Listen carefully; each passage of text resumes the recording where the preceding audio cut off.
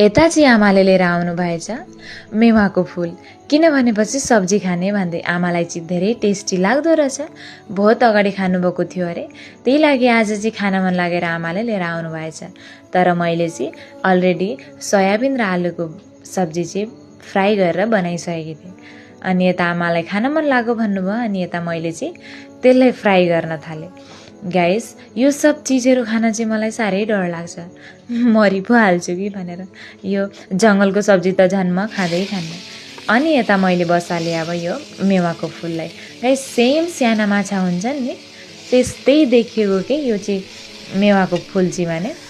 अनि चाहिँ यता मैले बसालेँ। गाइस, यसले चाहिँ माने यति धेरै तेल खाँदो रहेछ नभन्नु माने। मैले चाहिँ एक बार हालेँ त्यो पनि तानो तेलले, अनि नेक्स्ट बार हालेँ त्यो पनि तानो, अनि अर्को दान चाहिँ अलिकति धेरै हालिदिएकी थिएँ, त्यतिले चाहिँ पुग्यो। गाइस, यसले चाहिँ धेरै तेल खाँदो रहेछ है।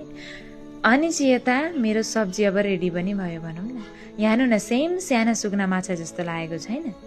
भन्नुहोस् त, तपाईँहरू पनि ट्राई गर्नुहोला, साह्रै टेस्टी हुँदो रहेछ। मैले चाहिँ आज फर्स्ट टाइम ट्राई गरेँ।